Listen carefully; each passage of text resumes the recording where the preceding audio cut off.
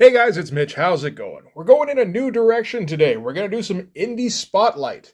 And if we're going to do it, we're going to kick it off right with some Canadian indies.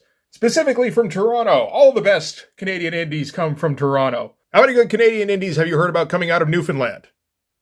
There might be a couple, but they're probably about fish.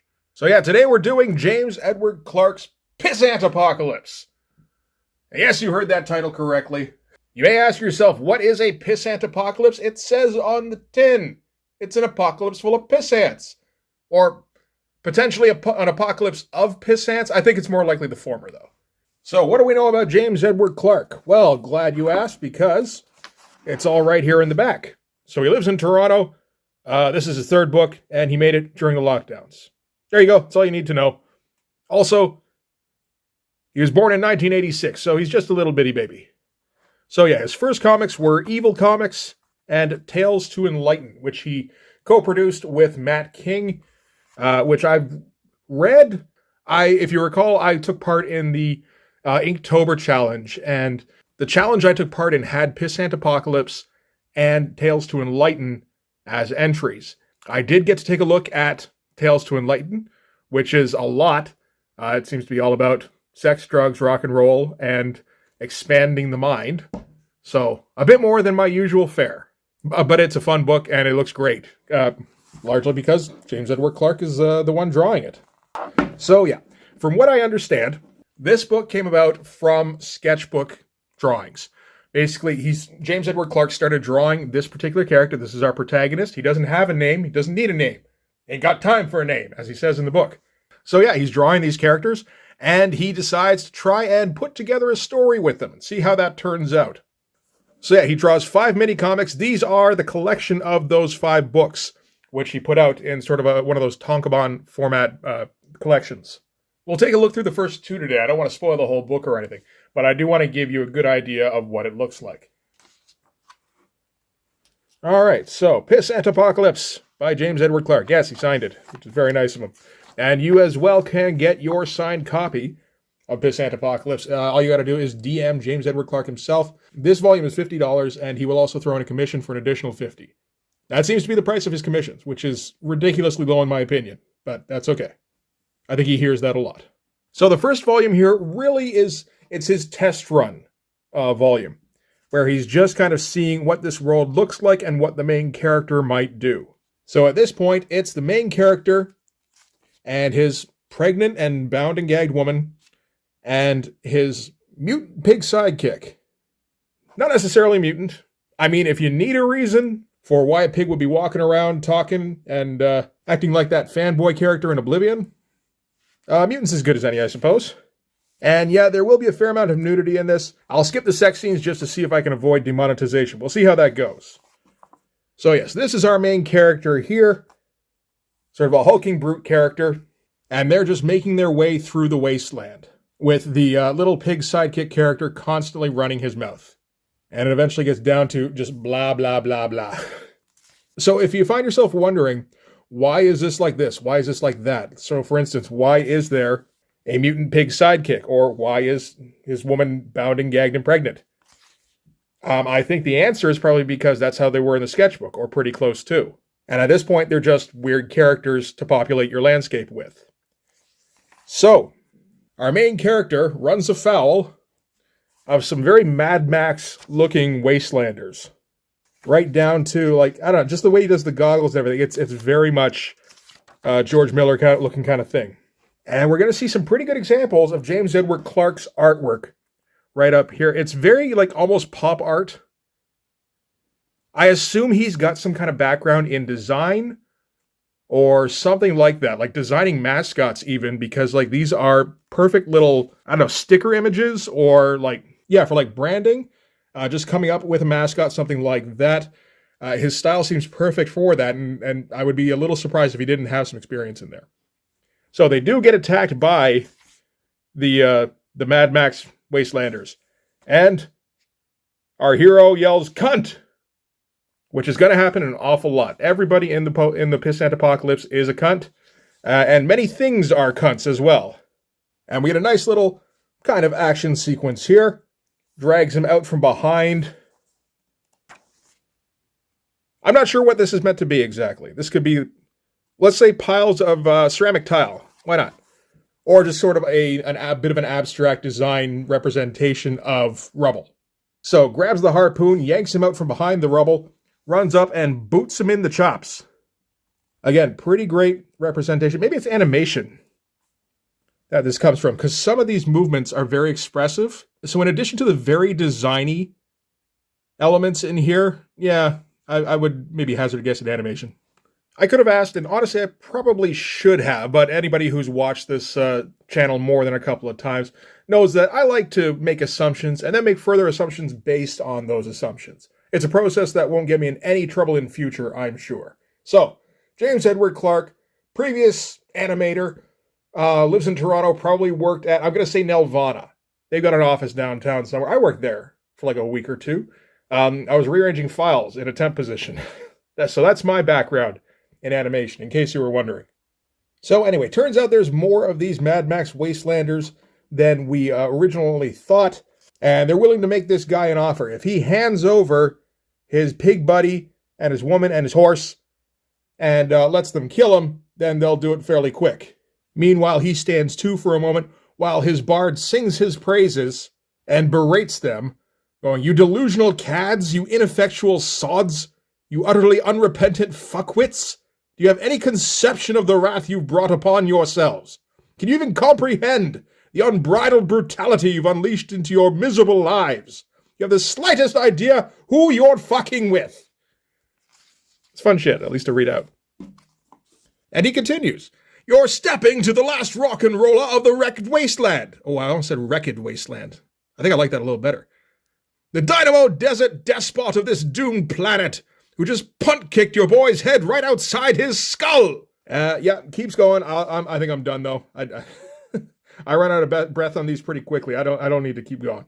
And our protagonist here is getting a little impatient, even though it's him that's being spoken of. And he's going to tear these cunts a new one because they've been rude to him, and he just can't stand that shit. As he says, "I don't take no guff from cunts. I kick cunts' teeth down their necks." And yeah, he just keeps saying it. He even gets his own font. I dig that. I might appropriate that. No, I won't. Not much of a place in Blood Force for it, unfortunately. So he issues the challenge, and they respond in kind. So they all rush him. These are basically the equivalent of splash pages that we're going to get. This was originally printed at this size, so it's like mini comic format. I believe the originals aren't too much bigger than your average comic book. So they're able to get an early advantage on him, at least getting a pole around his neck. Doesn't last very long, and it's just carnage from there. There's a whole lot of carnage in this book, and it's all right. Just throws him around, stabbing everybody with the pole. These the debris here actually acts nicely for motion. And again, the swoops and the impact lines are almost like pop art. I did confirm these are all hand-drawn, scanned into a computer, and then he colors them there. I know he uses a very simple method, which is why we're getting largely primary colors. There's not really any mixing. So he dispatches 2 of them down to the last one. He doesn't have any mercy for cunts. And he tells the swine to start a fire because we're going to camp here for tonight. And the pig goes on and on about how, we make a good team. With your muscle and my brains.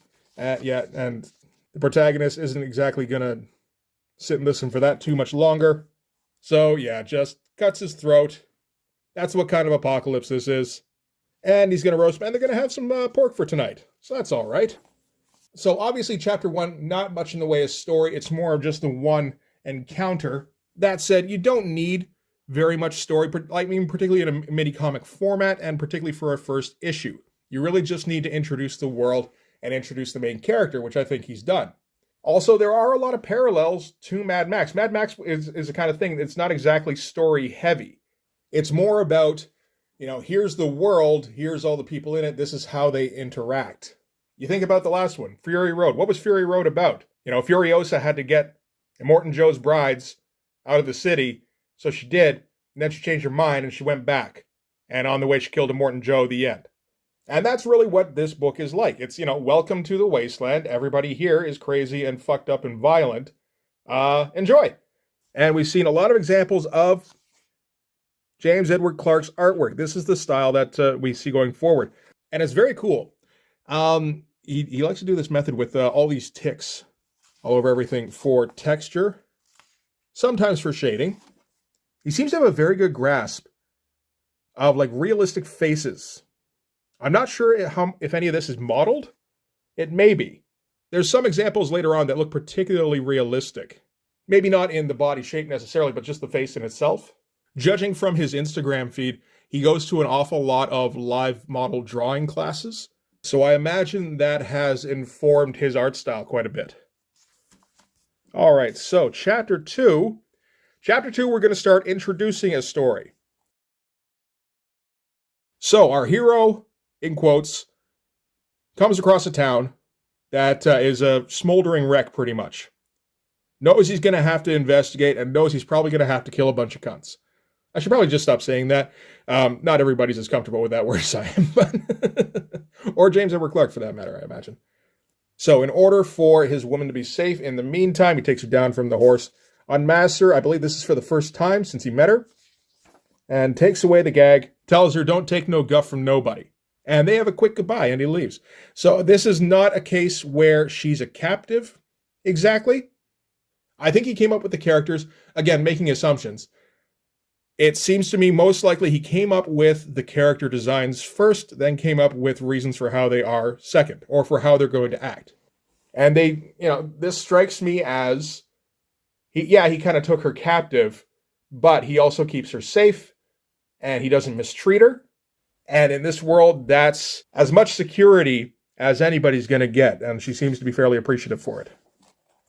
So we cut to inside some facility somewhere that's all about eviscerating people by the looks of it. One thing about James Edward Clark's style is that it does appear to be fully realized. Everything he draws works perfectly within that style. So scenes like this are very matter of fact.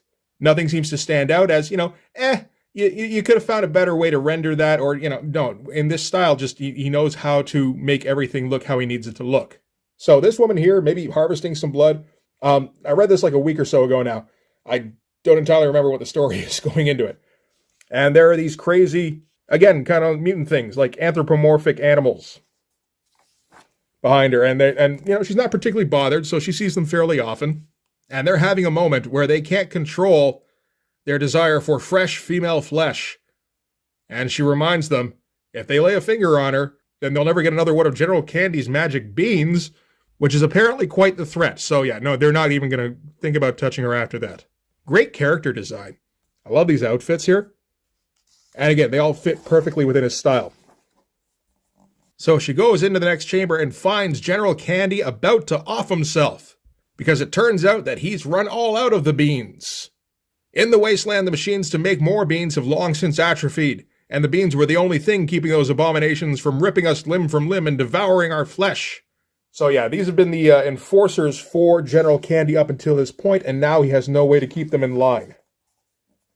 And we see that General Candy has been using these abominations to wipe out the local populace, where he would just go from town to town, it seems like, and kill everybody there, and lather, rinse, repeat. And now that they've finally run out of ways to keep them in line, they're going to be their last meal. And he probably should have seen that coming. And this is the story. Basically, General Candy is one of the 4 architects of the apocalypse. So 4 men in charge of different aspects of the world. General Candy was kind of the military arm, and they decided they needed to decrease the population to 0. So they're the reason the apocalypse is the way it is. And this is them here. We've got Captain Candy, of course. No, sorry, General Candy, the alchemist of the apocalypse, the architect of the apocalypse, and the king of the world. And they're all going to go about exterminating mankind in their own special way. General Candy's was through might, where they engineered these monstrosities and then just ran through the country. And I would get the impression they did this in multiple countries. And again, like heavy graphic element on these drawings. Very designy. We get, the skulls, the beans, the monsters, and the people running. It's all just kind of summed up right there. That is quite the splash page, actually. And General Candy summed up in a nutshell there: feast upon my beans, my dogs of war. And the woman here is sick of General Candy's whining. She had no idea that their method of control was running out. And if she had known, she would have tried to escape years ago. And just at that time, our hero arrives upon the scene to slaughter the dogs of war. Stabs the tiger right in the brain, grabs the monkey by the throat and slams him, and then stomps him. Very nice.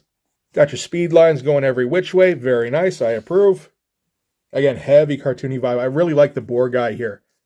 Just how his head's designed, really.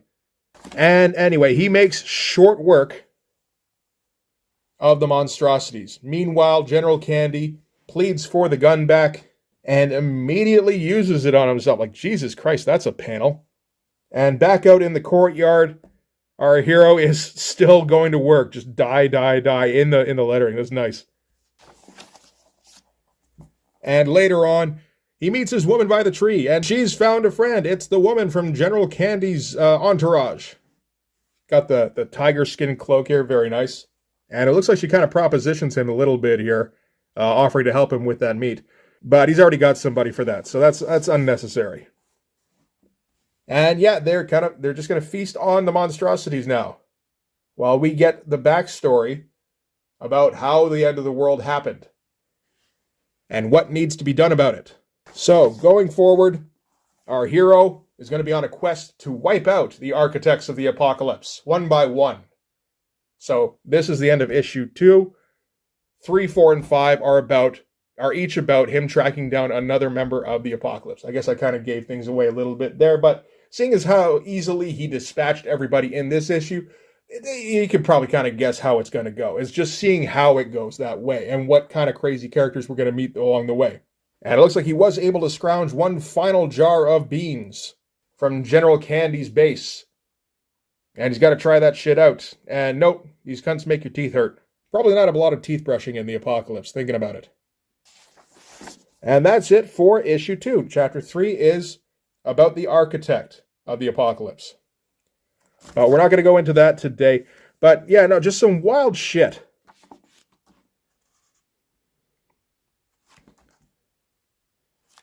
Very design-oriented.